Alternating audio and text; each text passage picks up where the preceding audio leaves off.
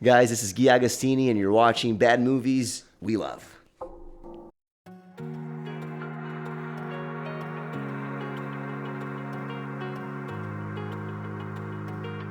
This might be my first time in the U.S. Doing an interview like with an actual mic and stuff. I did one in my friend in Brazil, not from my hometown, but from a different town that has one, and I did one with him when I went to CCXP, the Comic-Con in Brazil in 2024.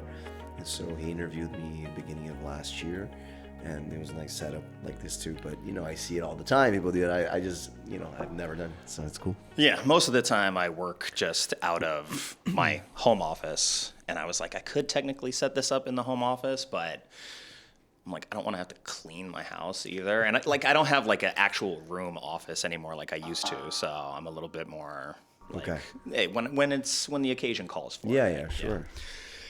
Yeah. All right, man. Okay. The man, the myth, the legend, Gui Agustini in the flesh, in studio. Thanks for being here, man. Yeah, thank you for having me. It's been a long time coming, huh? It has been. Yeah. I mean, well, technically we did a podcast already like 2 years ago.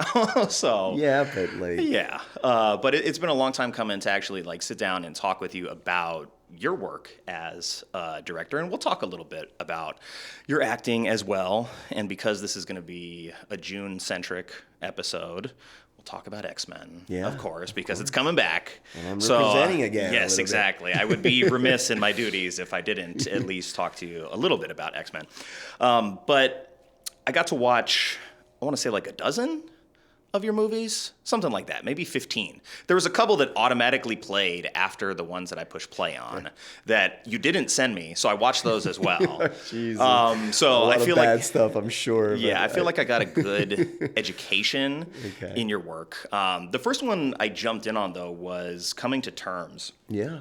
And I don't know if it was just happenstance, or I don't know if you believe that like the universe just sort of moves in certain ways, but I've oddly been more aware of my own mortality lately. And so when I came across that film, and that was the first one that I watched, I'm like, what are the odds that that is going to be the case? So why don't you just tell me a little bit about sort of the inspiration for that film and how you got started there? That is so fascinating, Nick, because literally, I think it was the end of last year, but I became friends with this incredible producer who's had, for the last, I think, 7 years, his shorts at Holly Shorts here in LA that we know is a really big festival for short films, is Oscar qualifying. And I sent him like 3 of my like best shorts and stuff, and he gave me so much praise about Coming to Terms. And usually, because I feel like the quality of the filmmaking is a little bit below of a couple other ones, I just, I never like send that as my main thing. It's I'll talk about, like what you asked me about the story and all of that. But I just wanted to say, because I then reached out to my friend who wrote the script, Joseph Menzel, who acts with me in the short. And I was like, man, this is so special, right? We both remember being so special. And then I shared with a couple of other friends, and they were also moved by it. And so there it is, you telling me again a few months later, and I was like, I gotta share some clips of it on social, and I haven't yet. So now it's another reminder to do that. But yeah, that short film started because we were all part of this acting studio in New York City called AMAW by Anthony Meindl. And Joseph and I wanted to do something together, and they finally did this like film festival for the school, for the studio, and we jumped right in. One of the actresses in this short was my ex, and so we were doing you probably saw her in a lot of my stuff because we did a lot of stuff together. My very first short film was with her before I moved to New York. So that was kind of like, how it was born in terms of like, let's create something together. But then the story came about that I was like, my brother passed away now 16 years ago. Sorry to hear that. Thank you. And I for the first time wanted to like touch upon that situation, and I and I told him, like, when my brother, he passed of cancer, and I had been in the U.S. for a year. I just moved to Miami. When I found out and stuff, I planned to go back to Brazil as a surprise when I showed up at my house, and my parents knew, and so my brother didn't know. And so I dressed up as like a little bit like a hat of a military shirt and stuff, kind of like, hey, I'm here to fight with you, right? And we have the photo, when I showed up at his door, and he opened the door and all of that. It was so emotional. So I had that image and the circumstance, and I told Joseph, I was like, what if, like, you create your magic, like, you are a great writer, you have great ideas. I just think about, like, this particular situation of, like, somebody coming, wanting to, like, be with somebody that they love, and family member, to, like, be together and fight through this very difficult time. And I said to him, but it doesn't have to be brothers. It doesn't have to be. I actually would prefer if it's not like feel like so autobiographical. Yeah, too close. Yeah, a little too close. So what he did, if you remember, he used, obviously not the exact situation, but he did that with the girls, Yes. with the sisters. So turned them into sisters, and then she comes in with a Powerpuff Girl. Yes. Right? So that's the reason, that's where he came from. And then he just created this amazing story of, like, these two best friends. And then my character is the one that's dying of cancer. And then at the end, there's stories that are completely separate. They interchange, right? Which I love those stories. I mean, that was such a wonderful idea. He did it masterfully. And that short got us into the film corner at Cannes, the Cannes Film Corner. Oh, nice. Which is, it's part of Cannes. It's just not a competition thing. But it's not easy to get in. I submitted my other two shorts. The one that I'm submitting now, as you know, West Texas Home, which I think is one of my best work in all levels. And I just submitted, and I was so upset because it didn't get in. And so, like, you just never know what they're looking for. And they accept a lot of people because, again, it's not competition. But anyway, so that was how I was able to go to Cannes, because it got accepted into Film Corner.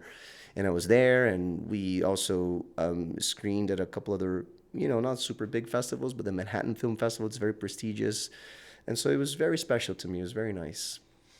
Well, that was fairly early on, too. I mean, if I'm reading correctly what I wrote down, that was the third feature, or the third short that you had directed, and you co-directed that with Yeah, I co-directed Joseph, with him, yes, right? yes. I don't know if it was the third, but yeah, I don't know. It was 2018. 2018, so yeah. I think I had 8 done years ago at other this ones, point. but yeah. But one of the key tenets that I've noticed in watching all this stuff is that there is a really strong through line in terms of relationships, not just relationships in the sense of, like, romantic relationships, but sort of like the stress that relationships are under, I think, in life. Mm-hmm. And look, maintaining relationships is a difficult thing. I think, especially as we get older and we have jobs and people start to have kids and stuff, it becomes a lot more difficult to maintain those things. Mm-hmm. But what about sort of relationship dynamics between friends, between lovers in some cases? What about that interests you? Yeah, that's a good question. I never, like, I never, like, so specifically decided I want to talk about these things or focus on relationship in specific. I just think that the stories that I care about, or that I love watching, though, I used to be a very, like, action guy, through my dad. I still love action movies. I love war movies. Like, I still love them. Yeah, I love them. But I can't create them as of now just yet, right? So when you're starting, it's just easier to create anything that is, like, in one location, that's relationship based. And also, as an actor, when you start studying, when you start training, that's where you're tackling relationship based scenes and scene study. And so you can, train your apparatus to, like, go through all these different emotions. So I think that's where it's so interesting to say that. I never thought of it, but I think that's where it comes from. Also, in training, there's so many different methodologies of acting, but I think one thing that all of them will stress, maybe not as number one, but I think as number one as it should be, is relationships. So when you get a script, when you're acting, your partner is the most important thing in that scene, or your co-stars, right? So and when you're going through a scene, what is the relationship? When we're auditioning, like you have to have these clear, you have to be so clear and specific about what the relationship is. So in training, that comes out a lot. That comes up a lot. So I feel like that's the reason why, in all my work, it's driven by relationship, because it's how I've been trained, and what I also like care about, and trying to, to learn, and also to experience and to express, through my own life, and obviously these stories and these characters. Yeah, I actually was listening back to our other interview today when I was at the gym, because I was like, I don't want to like retread a bunch of territory that we've already covered. I'll just tell people to listen to X Friends, where Gui is on, and you can hear that side of the story. But one of the things that you mentioned at the time was the value, or like what you love about acting, is being present in the moment. And so in watching these different characters that you played, and you directing yourself in a bunch of them as well. Yeah. How do you sort of step back enough to also to sit in the director's chair, to then tell yourself what to go and do out there and be responsible for everything, but then also sort of compartmentalize and be responsible for your part as the actor? That's an amazing question, Nick. I love that, because it's true. It's a little contradictory as I'm thinking about it now, right? I said, like, I love being in the moment. It's true, because, I mean, acting training is first and foremost about that, right? Being present. And also, since, technology and the phone really has taken over our lives, I remember, like, early on when I had, like, iPhone, and I was beginning my training in Miami, we're all addicted to it, but I was just telling you a little bit earlier on, right, that I've like been so much less on social media. I'm less addicted to the phone and stuff, but I remember I was so obsessed with it. And it's fine. It's all a process, but, the more I mature and the more I get years behind my shoulders and everything else, I care more about, like, being present and savoring each moment, that many times I still don't, because it's part of life or the life that I have right now is to be on social media, to do a lot of stuff and things like that. But I care a lot about that, and I love the book by Eckhart Tolle, The Power of Now. One of my favorite movies, when people ask me, is called The Peaceful Warrior by Dan Millman. And Dan Millman is a great author. There's a book first called The Way of the Peaceful Warrior.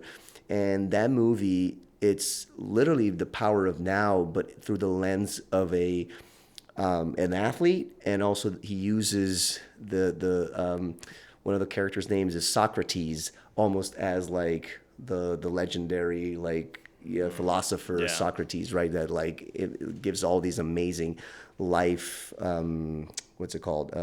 lessons and stuff. But I do also feel I have this capacity. People ask me, it's so hard about directing and acting. It is, but I don't know if because the first time I did it, I had obviously a great team. You have to get a great team behind you, but maybe because I'm also so like hyperactive and I'm such an overthinker. As an actor, my whole the biggest part of my training was to like not overthink, not to be so much in my head, to be present, to like listen.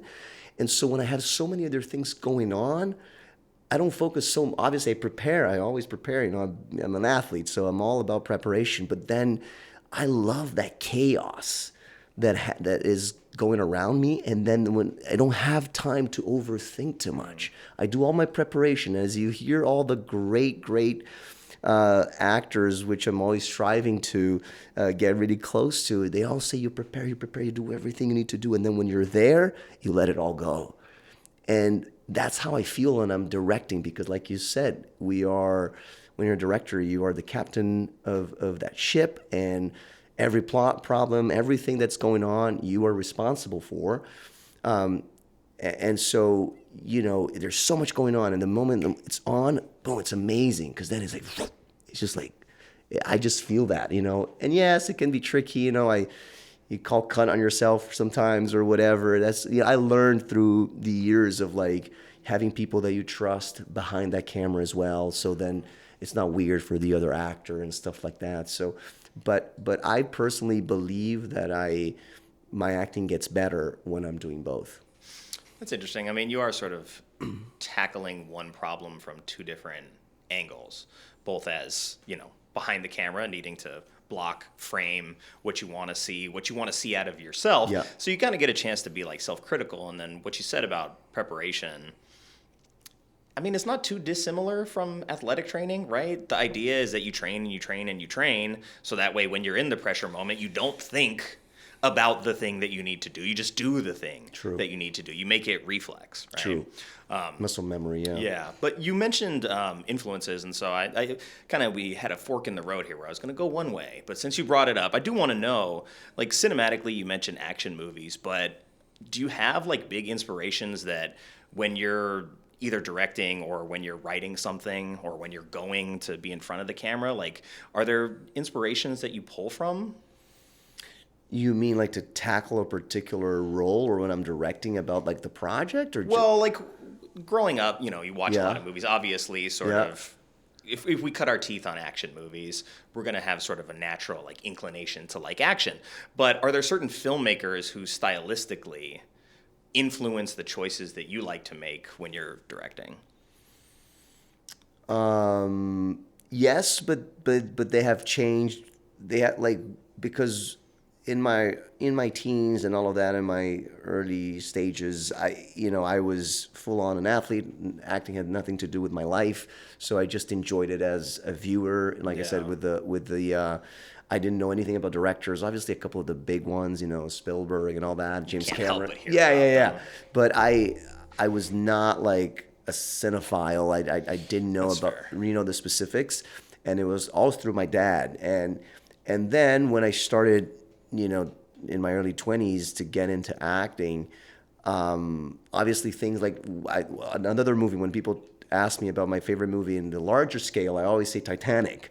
And a lot of people laugh, and it's fine, but I still believe it. I mean, it's such an incredible movie, and the experience that I had watching it, right? And I watched it so many times, it'll never get out of my body. And that's what it's so powerful about art, right? Is how it makes us feel. And so from that moment on, I like one thing that for me is it's become a big inspiration in directors like those big ones, is those that tell real life stories. That's become my number one passion. Which we can eventually maybe talk a little bit about, like the one that I was telling you a little bit earlier too, with like Roses Are Blind, which is based on a true story. I'm now developing, something that is closer to me, that's based on a true story as well. It's not necessarily a biopic, but I am obsessed with biopics. So like, the big ones, Christopher Nolan doing the, not just that, but the amazing stuff that he does, Spielberg too, I mean, the big, like Scorsese. I'm not the biggest fan of Scorsese. I love some of his movies, but like not as much as Nolan or Spielberg. And then like more on the indie side, I actually, sometimes I like. I feel like I want to have more knowledge about like some of the indie people. Obviously, Sean Baker, but just came out. I love Denora, but I don't know their like full body of work, and I feel bad about it. There's a lot of movies. There's a lot of movies. There's so many movies. There's a lot of You're never great gonna directors. Like for instance, like a movie that I am obsessed with as well is Seabiscuit. Okay. And at one point, I was through my ex, developing a story based on the first female jockey to ever win a race in the United States. And I watched that movie. I loved that movie. And then I was like, oh my God, that director is amazing, And I started like research more about his work and whatever. And so, stuff like that, when something like really sticks out, I pay more attention, Yeah, I mean, look, Titanic is not a bad choice as your favorite movie. Kristen would be very happy Oh, to hear good. that. When it was out on its, I think, 25th anniversary re-release a couple of I years missed ago, it, yes. we went and saw it in You went to IMAX, IMAX? and it was awesome. Still, I was like, this is such a good movie. It's a good movie. You know, it is. It's just super well made and entertaining, and it does kind of like what you want movies to do, especially when you go to the theaters for that kind of stuff. So, Good. I understand. So, as I watched Roses Are Blind and then continued my progress to the point where we get to You Are Funny, I think both of these movies touch on this thing about like expectations, both sort of externally and internally, sort of pressure, societal norms, and how that governs our lives and sort of our self-image. So I think it's something that a lot of people deal with. So I'm curious how you deal about it and why you chose to bring that to screen.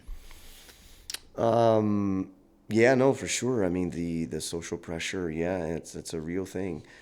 Again, it was not a conscientious choice to like tackle those two stories because of like the similarity. They're very different, obviously, stories, Yeah. right? So, but in the vein that you're finding the similarity, it just happened. Roses came first 8 years ago, and that's based on a true story. And it was also through my ex and this woman who I had met her previously years ago in Miami, and so as I started, moved to New York, and I was doing my things and had graduated, she was like, "Oh, I have this story, my true story," and she wrote many different play versions, film script versions, and she's like, "I would love for you to direct and Christina to play the lead of the film." And I was like, "Well, I've never done a feature film. I don't know how to do a feature film,"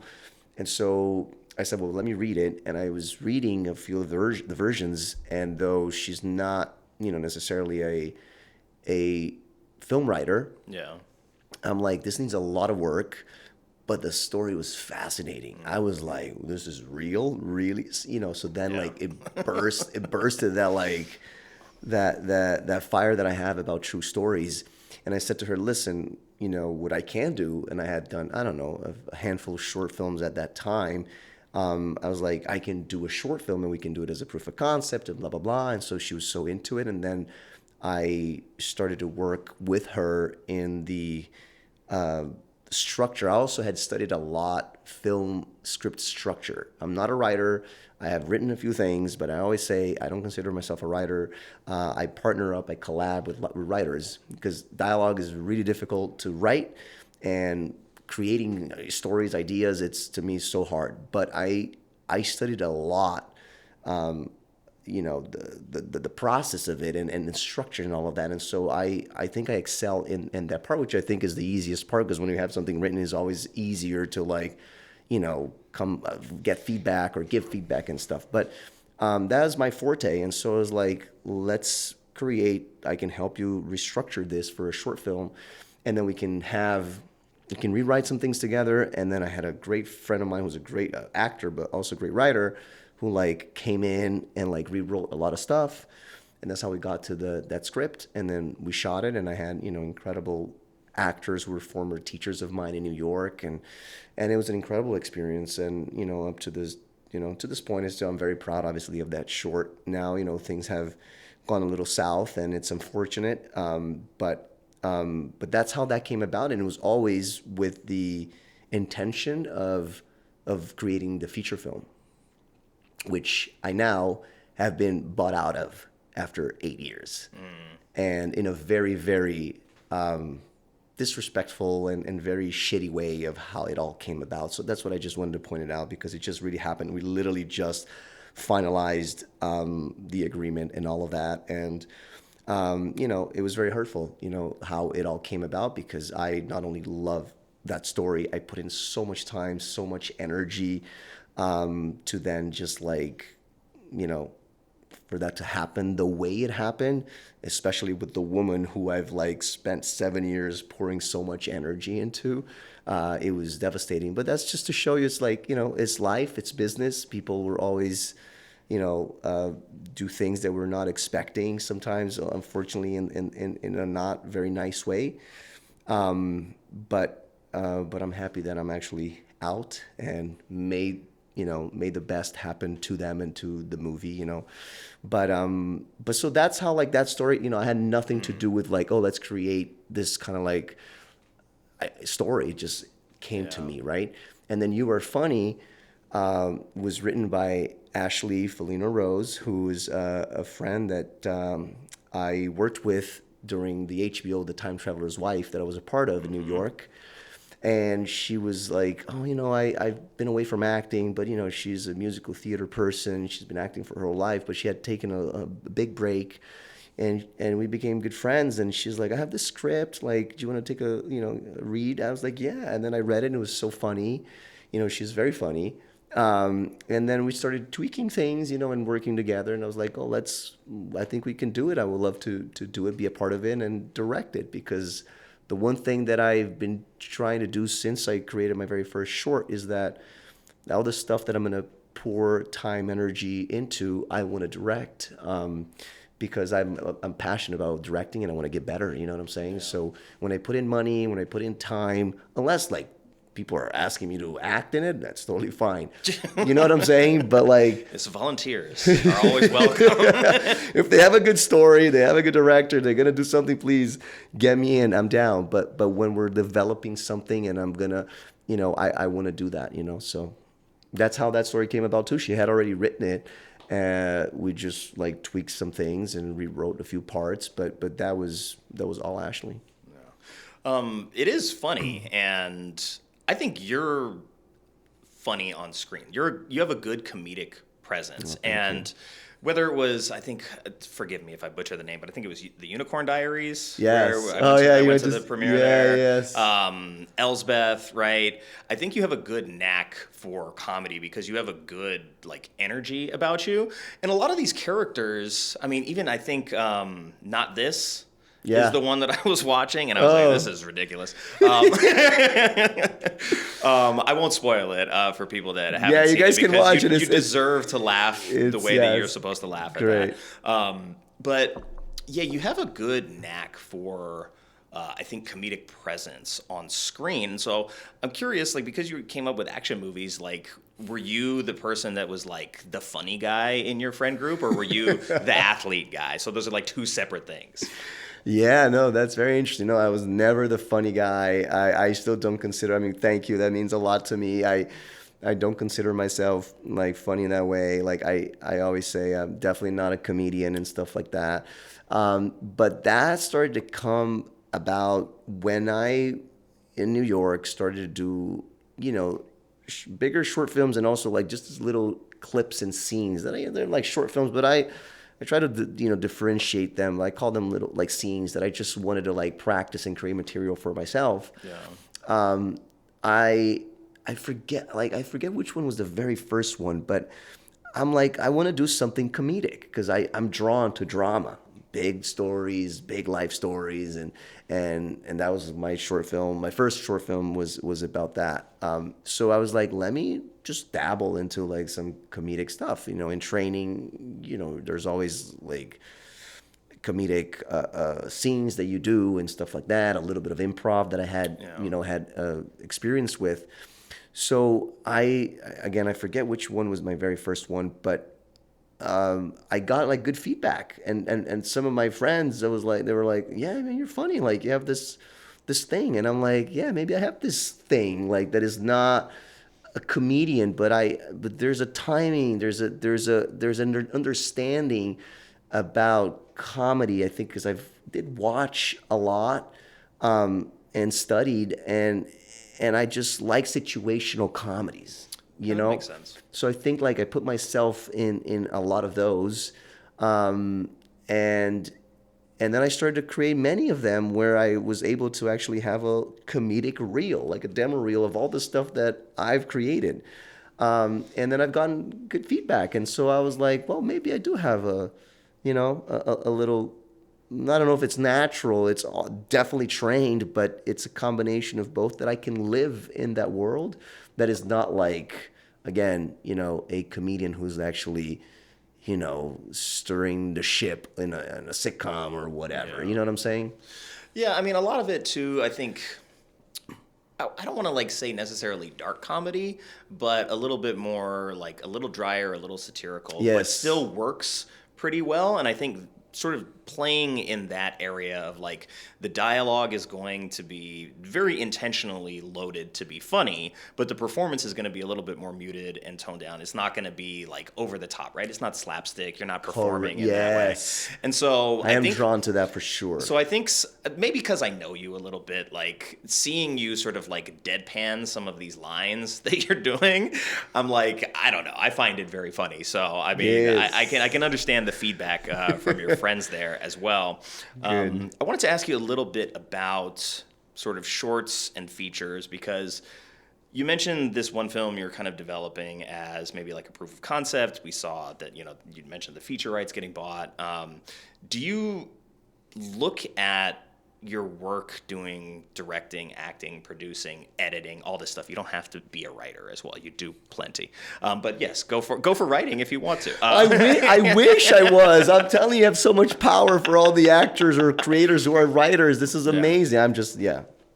So do you view the stuff that you're doing with short films as sort of like stepping stones to try to get to a feature, or, just like sharpening your tools to be able to get to the point where you can either have the connections or like have the sort of fundamentals down to make a feature? Or do you sort of keep it in its own category? Because the last interview I did actually is with a guy, Robin DeVernon Writing. He's a Scottish filmmaker, but he also runs the Fulfillment Pictures short film festival in Scotland.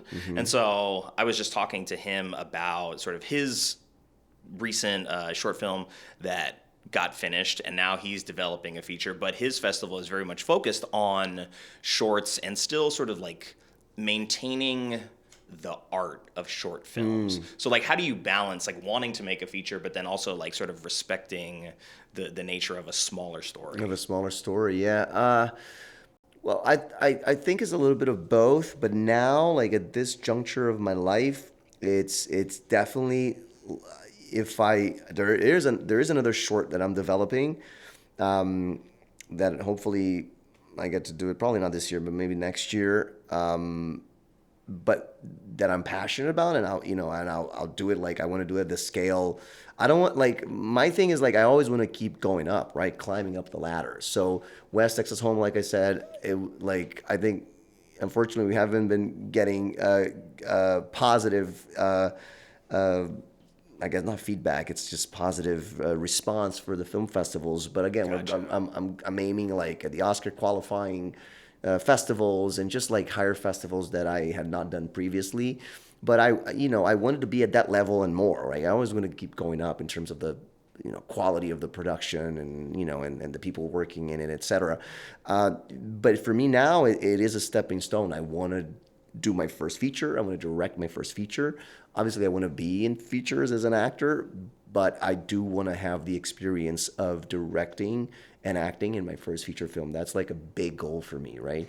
And it could be the story that I'm developing right now. Like I said, that's very close to me. I also understand filmmakers out there, like we all know, like when you're starting out, you got to figure out how to make that feature, because most likely it's going to be very low budget. You're not going to get a lot of money. And so for those who like really want that story that is like so close to them to be so amazing, or maybe the story requires a big budget, you should then probably write or find something else to do, because you need to get something first, right? And so for me, and that there's very dear to me, but it doesn't matter. I can do a very low budget. I just want to do it, and that's the only thing that I have right now that I can. That for me to direct, right? So I'm going to be focusing on that. But in the beginning, it was more to create content, to get experience, and then some of them, actually, the only one really, I think, Roses, that had the idea to do a feature film, right? But I, though I wanted at the time to also direct a feature film, I was also very aware that, hey, I want this to be like, because I believe in the story so much. If we get like great money, if we get like a great director, amazing. I'm not attached to it in that way. But now I am more strategic. I want that short film, for instance, that I'm developing right now. I don't have an idea to make it a feature. That's its own standalone thing. But I want to start moving more into features. I want to be part of feature films, and it's a big discussion I've had with other filmmaker friends of mine. Some say, hey, it's a feature is easier to do something contained and super good quality, so you get noticed.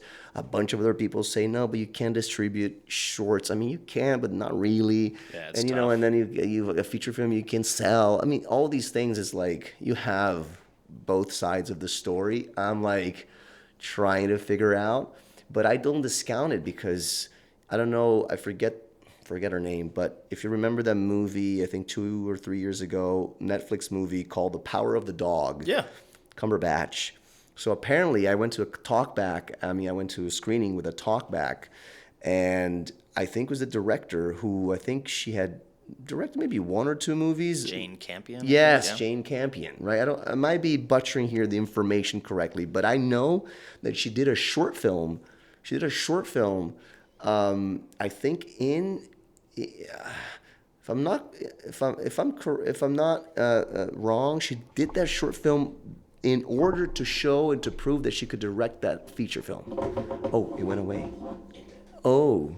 He was right. He's like, it's going to go. Oh, there. Oh, okay. Look at that beautiful logo. We're back. So and she had done other. I don't think that was her very, very first feature film, and I think she is a cinematographer. But so like even at that level, people are creating short films to prove that they can direct or whatever. So I'm open to both, but I want to start to get my body really wet in feature film. It's not my feet, it's my body. I just want to be all in. How many features have you done? Was it just the one? Unicorn Diaries, I was part of 2 feature films in Brazil. Okay. One that, opened the weekend of the pandemic. And it had opened in the entire country, so it was, it was a big thing for me. But obviously, Bad timing.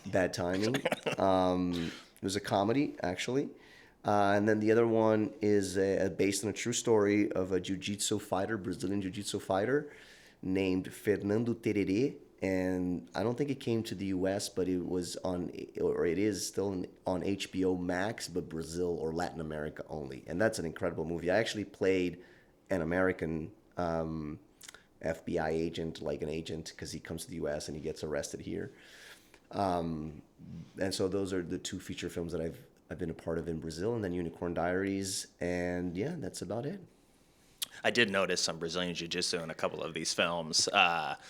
The one in the high rise where you choke out your friend from behind, and then he also chokes you out. Yes. And then Closure was the other one. There was quite a bit of jiu-jitsu in that, in the fight scene. The fight scene. Closure is the one that I only directed, but that was specifically created to be like a fight thing. Yeah. And then you also had what was it? An underwear ordeal, which is again fight choreography, comedy based. But I mean, you mentioned that you like action, or you grew up at least with action. So interesting to see that stuff. Are you drawn in a particular direction when it comes to the things that you're selecting to do? Because I mean, watching what I watched, I was like, it's pretty much like there's some sort of supernatural stuff, there's comedy, there's drama, like there's a bunch of different stuff all across the spectrum. Like, is there one that you sort of gravitate towards more than others? I think I probably should be like more specific in one lane. I feel that's maybe a little bit of a kryptonite for me, because I like to vary, right? But again, as I mature and as I grow in my acting and my directing and my artistic life, I'm starting to decide a little more specifically. Again, I would love to be part of an action of anything. Actually, I can't say it because actually it might have fallen through. I'll tell you a little bit later, but it was it was supposed to be an action, or it is an action movie that had somebody really well known that I don't know if it's going to be in the movie anymore, so I don't want to say it. But I auditioned for the lead because it doesn't play the lead. He is a star that I loved in the 90s growing up, and so But so I would love to, but it's not something I will audition for anything like it. And if the universe wants me to be part of it, I'll be a part of it.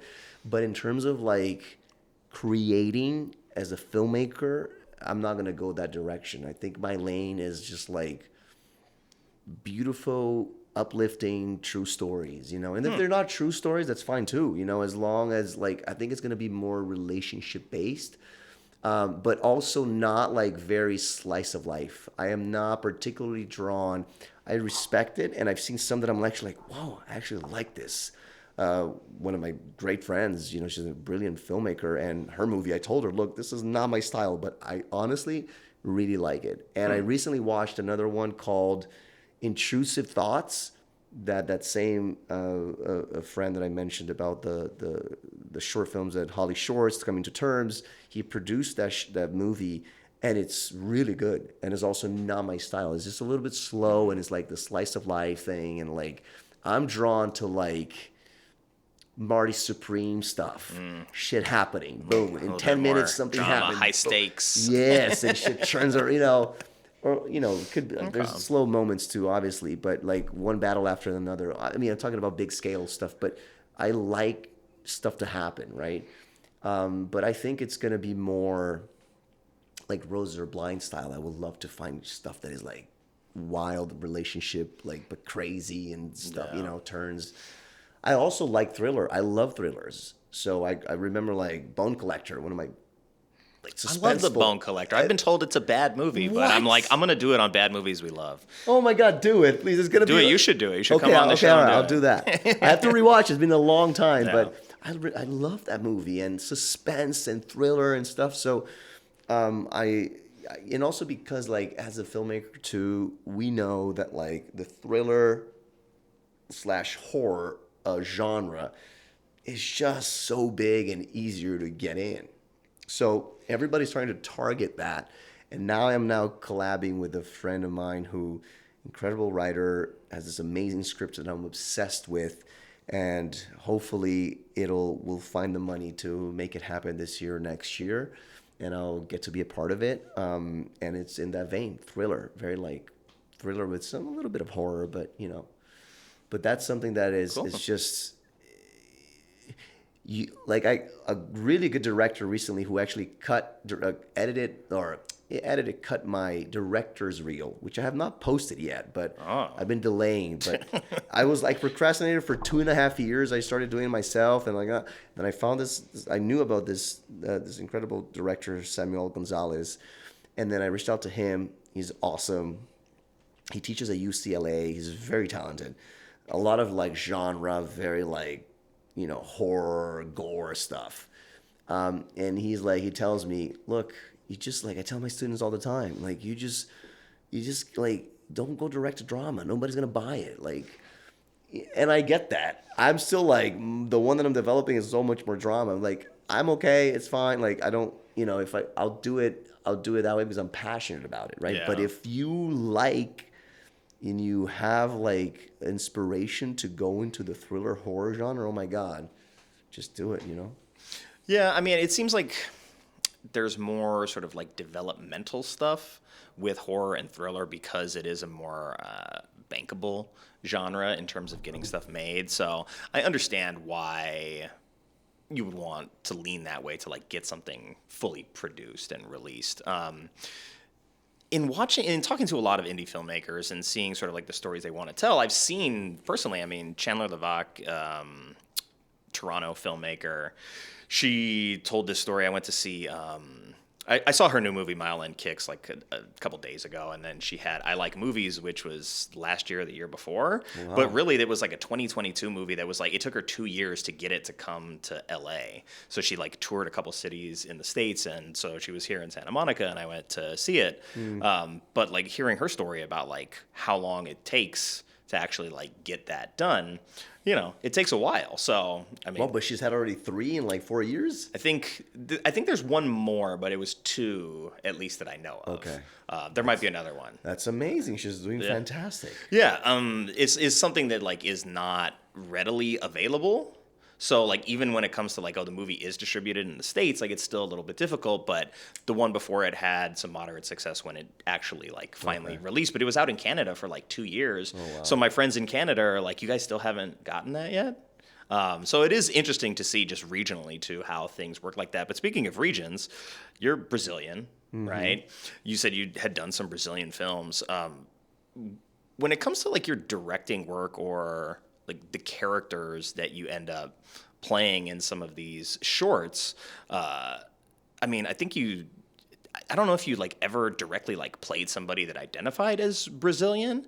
So like, does telling Brazilian stories, is that something that you like want to do going forward, or do you want to be more of like a jack of all trades? I mean, I listening back to our interview, and you were talking about doing the voice testing for Roberto in X-Men and sort of changing your inflection and sort of losing some of the accent to do that. So like, where does that fall into sort of like your creative endeavors at this point?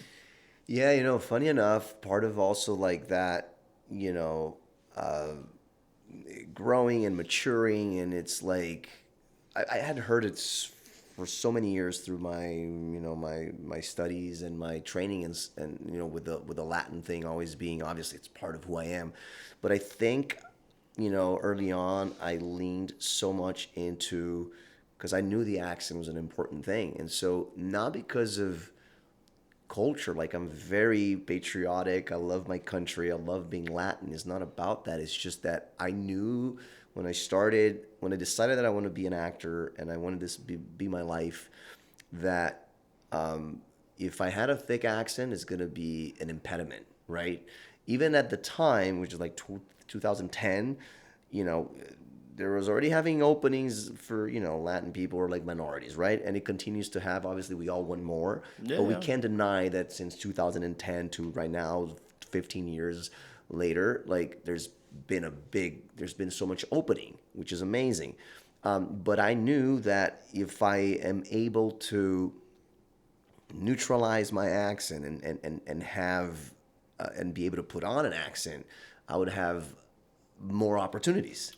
And so I focused on it so much, and it continued to. It's funny because even now, yeah, I mean, I know like for really trained ear, depending of, you can notice, you can hear stuff, but oftentimes I get from so many people, oh wow, I couldn't tell. Like, if they don't know anything about me, they're like, oh. And I always say, oh, maybe I'm from Florida. It's like a mixture of things. You lived in Florida, or so like right. so. But I'm obviously not like the all American guy, but now, like, as I just mature and keep coming back to my roots a little more, and also just with coincidentally the great success that Brazil has had in the United States the last 2 years with the last two movies in the Oscars. Yeah. It's like I see more. I mean, there's much more roles in, like, with Brazilian Portuguese, that I'm like, even like voice stuff. There's Man on Fire on Netflix just came out. I did looping for that because it was shot in Brazil. Like, there's been so much more Brazilian presence, right? And so I'm like, yeah, maybe I should like do something that I'm like Brazilian or something and get into, so I am thinking more about that. But just in general, it's been like, because, as you know, but maybe the listeners didn't know, like, my mom is Argentinian, my father was Peruvian. I lived a bit in Venezuela, so I have a lot of Latin culture. And when I moved to Miami and I focused on acting, I had to change my accent in Spanish as well, so it could sound more neutral in what the TV required. So I could work in the novelas, soap operas, and the TV shows, and that's where I got my start. So everything for me is always like adapting. I have to adapt because I wanna have the jobs, And so I also, I knew there was going to be so much more roles for Spanish speaking Latin people. So I always lean more into that in my Latinidad, as we say. You know what I'm saying? But now, again, as Brazil is becoming more, I'm like, yeah, maybe I got to think more about that. Yeah, I mean, getting like representation at the Oscars, of course, is big, and I think both of those stories too. If correct me if I'm wrong, but I think if memory serves, both of those stories are like specifically about like what's happening in Brazil. It's not just like, hey, this is a Brazilian filmmaker. It's like shot and filmed with actors in Brazil. Like this is historical stories about Brazil as well. And I think that's also a big part of the 70s, the success and the importance like of those films is like, you're not just seeing these characters that are speaking in a language where, you know, most people are like, I don't want to read subtitles. Well, maybe not most people, but a lot of people. Yes. So you're not just seeing a foreign language film, like you're getting a piece of that country's history along with it. And, you know, I guess my question was sort of like, did you feel pressure to like be more white, like in trying to work? Well, in terms of the accent, yes. Yeah. But you know, funny enough, I feel like I'm such you know, even what I was telling you earlier, like I think it'd be more beneficial for me to really like hone in one thing as a filmmaker or any, like just be very specific about like the niche of one thing that I do. But I don't know, it's just part of me to want to like always like have this expansive thing. And so what is tricky about me is that I am on the whiter side in skin color, right? So I'm more white than I am Latin, I feel, for casting when they see a photo of me. Especially lately since I've been in the States, because I don't, you know, get as much sun as I used to when I was in Brazil playing tennis as a kid all the time. Though I've always had a hat, but I was, you know, I had more color.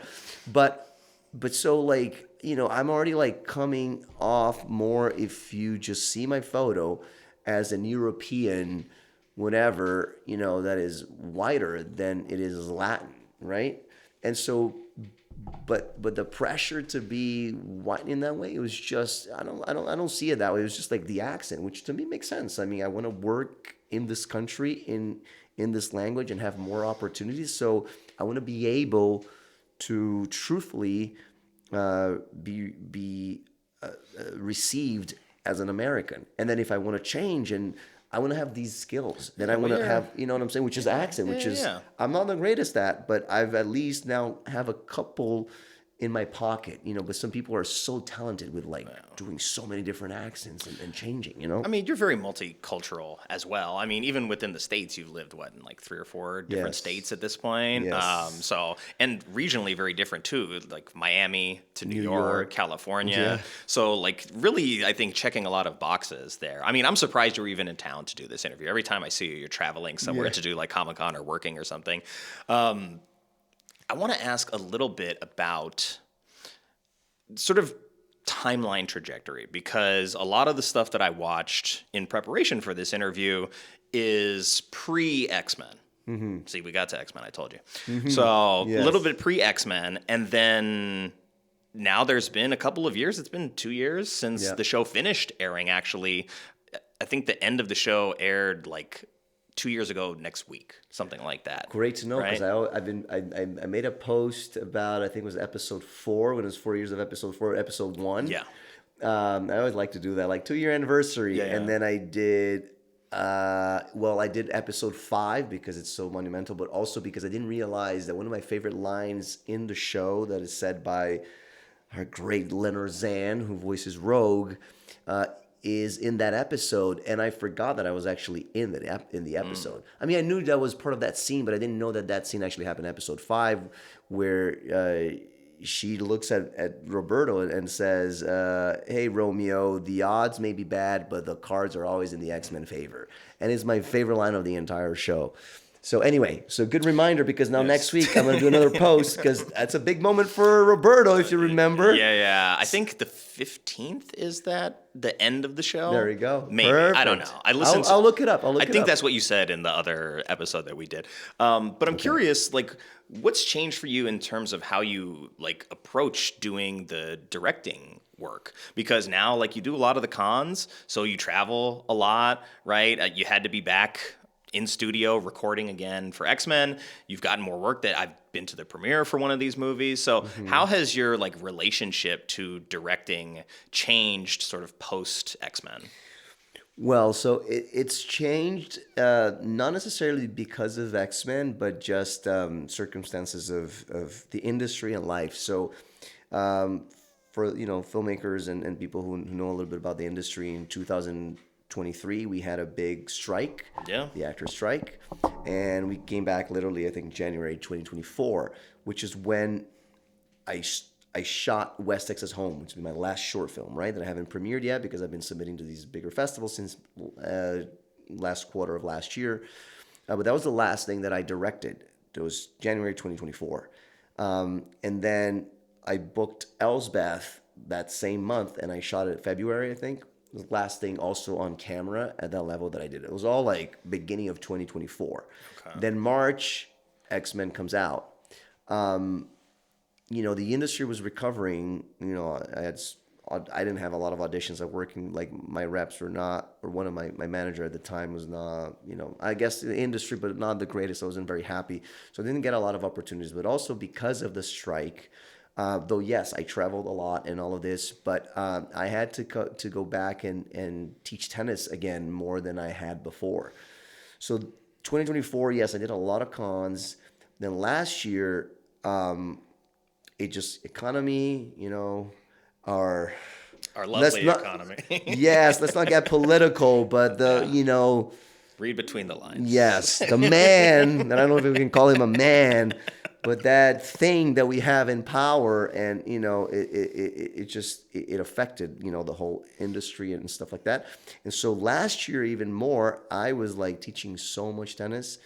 And so and then doing as much as I could of the cons, the opportunities that I had, and obviously always auditioning, but I didn't have the energy. And also, like, I always take, my shorts take so long. It's crazy. It takes almost as long as feature films, really. And I think it's just because, you know, there's so many favors being asked, and people, you know, we take time, we procrastinate, and it's okay, you know, because we're never in a rush. But I shot it, you know, January 2024. I mean, we didn't really get close to finishing a year later, right? And so I didn't have time or energy for anything else. And now, like, okay, this is done. Let's start thinking about the film festival stuff.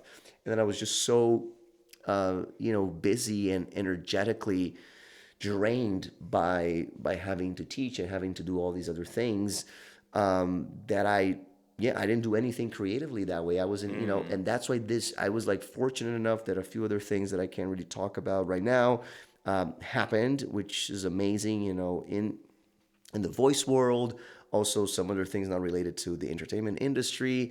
But I had committed, I was like, I don't know, since like July or something like that, I was like, I'm a big believer in law of attraction, visualizing, believing, all this kind of things. And so I did so much internal work, and I'm like, I don't care, I don't know how, but next year I am back to like directing. I'm back to like, because I had never, since I started 2013, my very first short, I think it's been the longest hiatus of like 2 years of not creating something of my own.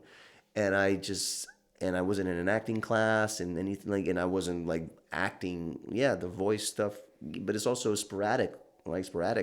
So I'm like, I gotta be back to my artistic actor self, number one, because I'm first and foremost an actor, and then into my creative stuff with directing. And so I'm back in that path. I have great friends too that were like, so many ideas. I might hopefully be able to shoot something at the end of this month, beginning of June, and just start creating little things, because it's so creative for me. It helps my acting. I need new material. So if I'm not getting booked and getting new stuff, like, I need to create my own stuff. No, that makes sense. So that is kind of the reason I missed it so much. I was like, I don't know what I need to do, but it needs to change, because I can't go another year without like not feeling I'm immersed in the life that I love and that I want to be, Yeah. So things are changing. Well, good. I'm glad things are trending upwards again. I think there was just a recent either like city bill passed or California state legislature bill passed that helped to keep filming in LA. So yes. I know that is a big deal too. So yes. It's been a big thing for the last like year and a half of people, trying to fight to keep film here. Jobs here. How much are you at liberty to actually tell us about X-Men? You can tease it. I mean, I don't know how tight your NDA is. It's very. I'm sure it is. I can't. It's gonna be good. No, actually. Right? Well, so here's the thing. Well, I hope that. I hope it's good for.